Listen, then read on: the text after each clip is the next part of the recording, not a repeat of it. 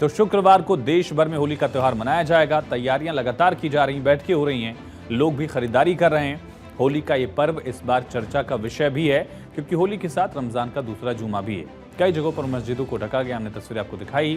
प्रशासन ने कई तरह की एडवाइजरी भी जारी की है, लेकिन तेलंगाना में जो गाइडलाइन जारी की गई हैं उस पर बीजेपी भड़क गई। बीजेपी ने क्या कहा आपको बताएंगे, लेकिन पहले ये गाइडलाइन देखिए, आखिर इस पर फरमान और फिर घमासान क्यों मचा।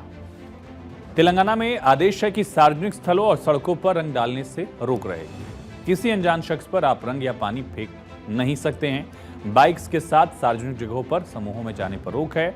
गाड़ियों का झुंड बनाकर भी जाने पर पाबंदी है। ये गाइडलाइन हैदराबाद सिटी पुलिस अधिनियम की धारा 22 के तहत जारी की गई। इसके तहत पुलिस कमिश्नर को शांति और सार्वजनिक सुरक्षा बनाए रखने के लिए जुलूस और सभा रोकने, व्यवस्था बनाए रखने के लिए आदेश जारी करने का अधिकार हासिल है। नियम तोड़ने वालों पर हैदराबाद सिटी पुलिस अधिनियम 1348 की धारा 76 के तहत कानूनी कार्रवाई भी की जाएगी, जिसमें विरोध को बढ़ावा देने या निर्देश का पालन करने से इनकार करने और कर्फ्यू का उल्लंघन करने जैसे अपराधों पर अलग अलग सजा का प्रावधान है। लेकिन तेलंगाना सरकार के इस फैसले को बीजेपी ने इसका विरोध किया, आलोचना की। बीजेपी के विधायक टी राजा ने इसे तुगलकी फरमान बता दिया है। कहा टी राजा ने, कांग्रेस सरकार जानबूझकर हिंदुओं के त्योहारों पर पाबंदी लगा रही है, जबकि अन्य धर्मों के त्योहारों पर कोई सख्ती नहीं की जाती। तेलंगाना पुलिस का यह फरमान तुगलकी है। कांग्रेस पार्टी एक समाज की गुलाम है। कांग्रेस पार्टी हिंदू विरोधी है। यही बात आज कांग्रेस बताने की कोशिश कर रही है। और हमारे तेलंगाना के मुख्यमंत्री भी कहते हैं कि मैं 8वां नहीं बल्कि 9वां निजाम हूं, क्योंकि 8वें निजाम तो केसीआर थे। निजाम की आदत हिंदू पर अत्याचार की थी, उनका काम हिंदू त्योहारों पर रोक लगाना था।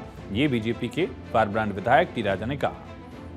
हालांकि तेलंगाना सरकार को समझना चाहिए कि होली समूह में खेली जाती है, कोई ग्रुप में ही होली खेलता है और किसी पर भी रंग कोई डालता है तो लोग बड़े ही उमंग के साथ कहते हैं बुरा न मानो होली है। फिर इस तरह के फरमान की जरूरत क्यों थी। न केवल तेलंगाना बल्कि पश्चिम बंगाल में भी होली पर एक पाबंदी विवादों का कारण बनी। ये पाबंदी शांति निकेतन सोनाझुरी हाट में होली खेलने पर लगाई गई है। बंगाल सरकार ने सोनाझुरी हाट में होली के आयोजन पर यह कहते हुए रोक लगा दी कि इससे वन क्षेत्र के ग्रीन बेल्ट को नुकसान होगा। होली खेलने से वन क्षेत्र को कैसे नुकसान होगा, ये सवाल उठ रहा है। सोनाझुरी हाट विश्व भारती के शांति निकेतन कैंपस में है, जिसे यूनेस्को से हेरिटेज साइट का दर्जा भी हासिल है। बंगाल सरकार के इस फैसले के बाद बीजेपी हमलावर हो गई। बीजेपी के नेता सुवेंदु अधिकारी ने कहा कि रोक सिर्फ एक इलाके में नहीं लगाई गई है, बल्कि कई जगहों पर ऐसी रोक लगाई जा रही है। हमने सीपीएम और टीएमसी के शासनकाल में ऐसा होते देखा है। बीजेपी के नेता सुवेंदु अधिकारी ने इस पूरे मामले पर नाराजगी जाहिर की और एक और बार उन्होंने ममता सरकार पर निशाना साधा।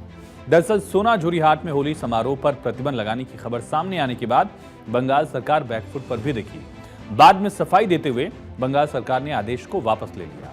बंगाल के वन मंत्री बीरबाहा हंसदा ने अपना बयान जारी किया। कहा, हमने शांति निकेतन में होली पर प्रतिबंध नहीं लगाया, हमने लोगों से पर्यावरण को सुरक्षित रखने का अनुरोध किया था। जब लोग होली खेलते हैं तो उसमें ऐसे रसायन होते हैं जो पेड़ों को नुकसान पहुंचा सकते हैं। विपक्ष को इस पर राजनीति नहीं करनी चाहिए, ये ममता सरकार की वन मंत्री का स्टेटमेंट है। होली रंगों का त्यौहार है। इस पर्व में लोग दुश्मन को भी कड़ी लगा लेते हैं।